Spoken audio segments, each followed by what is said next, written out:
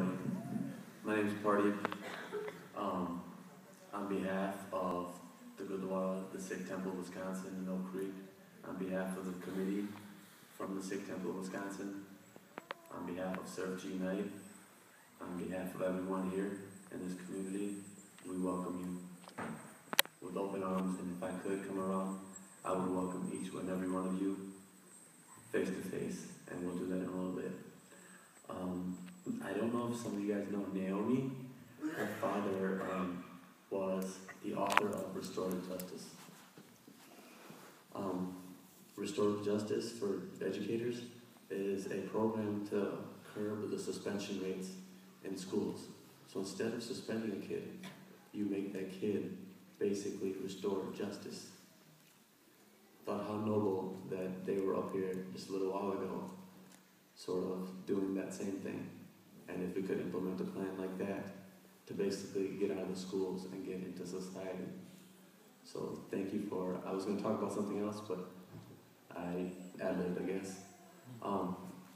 The next presenter that I'm going to present up, it's an honor for me to have met him. It's an honor to know him. It's an honor to call him my brother.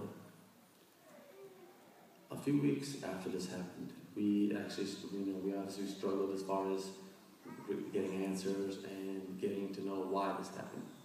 And if you're ever a victim of a crime, the why is always the most important thing to you. We always know when it happened, we know where it happened, but we never know why.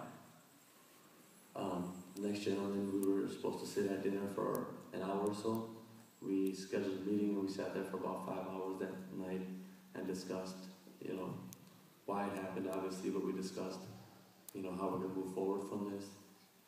And he's just a great example of somebody that has used faith and turned his life around 180 degrees. So it's an honor for me to present Arno Michaelis he wrote a book called My Life After Hate. I suggest you have it. You go get that, pick that up, and you can read more on his life. Arno, you go ahead. Thank you so much, Pardeep. It's an incredible honor to be here tonight.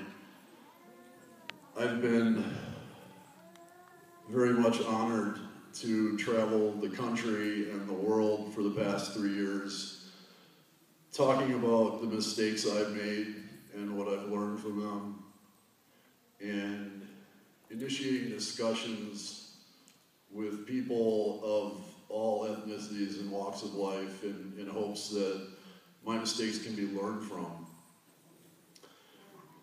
While I'm out talking about my time involved in hate groups and how I came to get out, there's a lot of frequently asked questions. Perhaps the most frequently asked is, how did I get out? What led me to leave hate groups after being involved for 7 years? The answer is exhaustion and kindness and family. It's exhausting to practice hate and violence. It's a constant drain of energy and all that's good about being human. It takes that from your life. My family never gave up on me.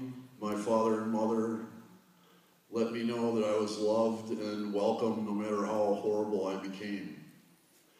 And kindness, there were people who I claimed to hate, who treated me with kindness when I absolutely did not deserve it, when I was openly hostile to them.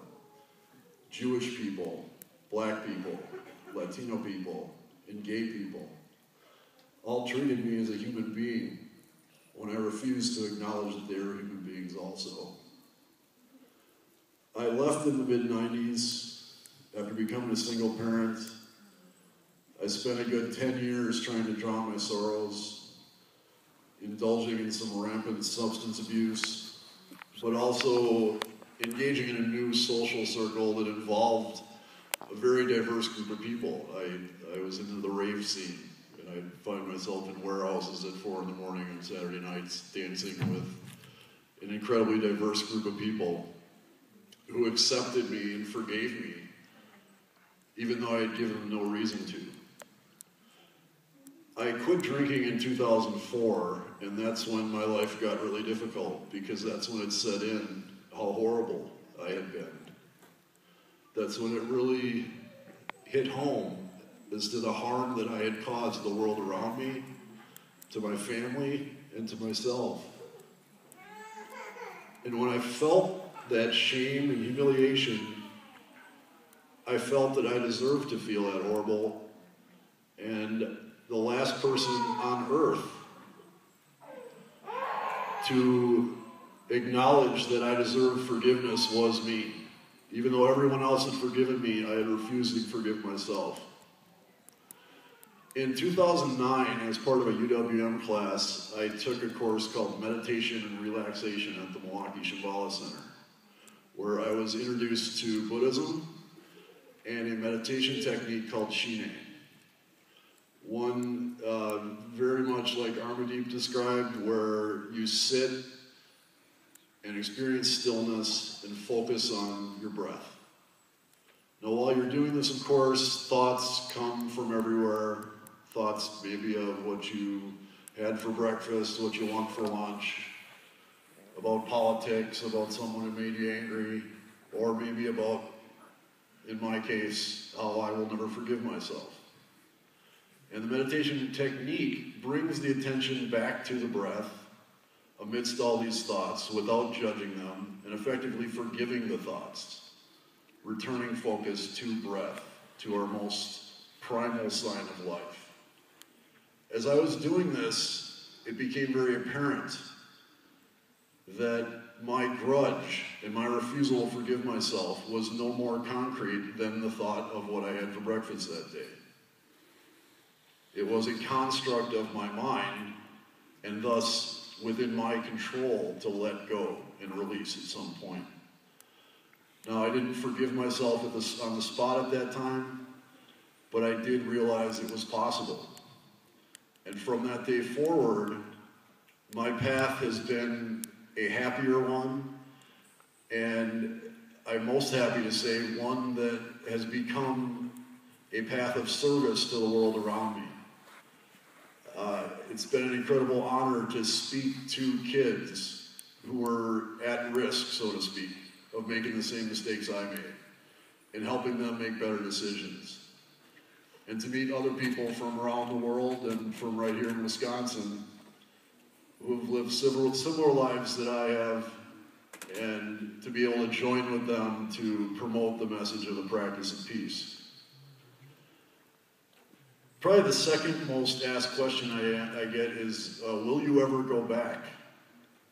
Will you be a racist again? Do you feel the danger of being a racist again?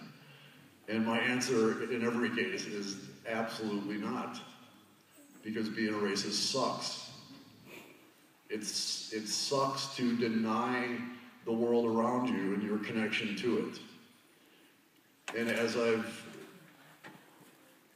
engaged in meditation practice, studied the Dharma, and opened myself up to the beauty of the world around me, the beauty in all cultures, in all spiritual traditions, my life has become greatly enriched. Enriched to the point where I am incredibly humbled and honored to stand here today and to call Pardeep and Pardeep Kaleka my brothers, and to engage in honor of their father with them and the other people who lost their lives here on August 5th,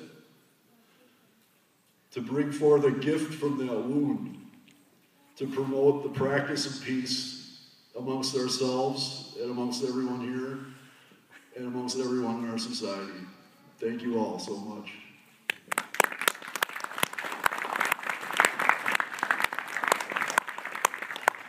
A couple of days after this happened, somebody told me that you cannot hate what you know. How many people, and I think me and Amity we like to do this, we like to raise hands, I guess. Could you raise your hand if you learned something new that you didn't know before you stepped in to the temple today? That's amazing.